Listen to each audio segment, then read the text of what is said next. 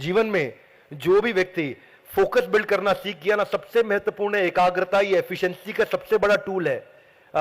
ये एक आपको एक आदमी के बारे में बताता हूं, इंडियन लेजेंडरी पर्सनालिटी है ये एक बार ब्रिटेन में ट्रेन में जा रहे थे, लोकल ट्रेन में, तो बहुत से ब्रिटिशर्स बैठे थे। बहुत साल पुरानी बात है, तो सारे अंग्रेज इंडियंस का मजाक उड़ा रहे थे उस इंडियन का, उस नौजवान का। अच्छा, इतना हंस रहे हैं उस नौजवान पे, इंडियन नौजवान पे, तो वो नौजवान शांति से बैठा, आंख बंद करके मुस्कुराता रहा, और लोग उसका मजाक उड़ाए अंग्रेजी में। बोले लोगों को लगा इसको अंग्रेजी नहीं आती, इसीलिए इसको बात समझ नहीं आ रही, आंख बंद करके बैठा हुआ है।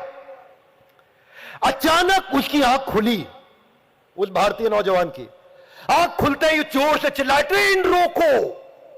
सबने इधर उधर देखा, स्टॉप द ट्रेन। उनको लगा इसको अंग्रेजी आती है, स्टॉप द ट्रेन बोल रहा है, और उठ के भागा और फट से ट्रेन की चेन खींच दी।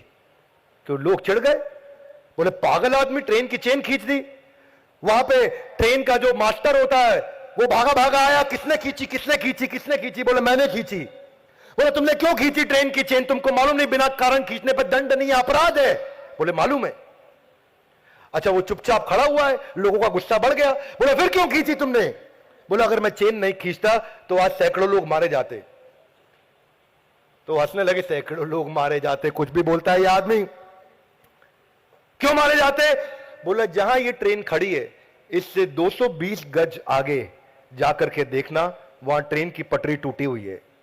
लोग हैरान हुए, क्या बोलता है ये? ट्रेन से सब वहीं से कोई 50 लोग उतरे और आगे जाकर के गए, 220 गज पैदल गए। ठीक 220 गज के बाद ट्रेन की पटरी टूटी हुई थी। सबकी बुद्धि चकरा गई, भाई तुमको कैसे मालूम कि ट्रेन की पटरी टूटी हुई है? एग्जैक्टली वहीं पे टूटी हुई है।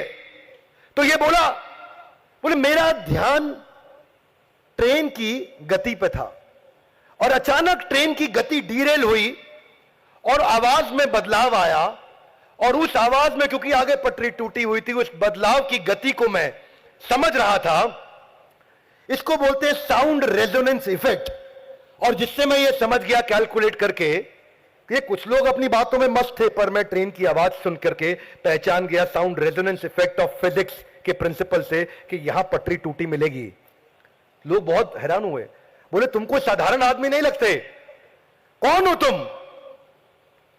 बोले साहब मैं भारत से एक सिविल इंजीनियर हूं और मेरा नाम है मोक्षगुंडम विश्वेश्वरैया। और मोक्षगुंडम विश्वेश्वरैया कौन थे ये?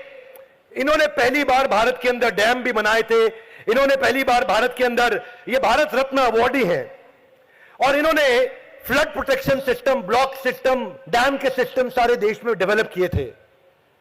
ये सारी असाधारण क्वालिटीज देने के लिए ही भगवत गीता हमारे को भगवान ने हमारे हाथ में दी है।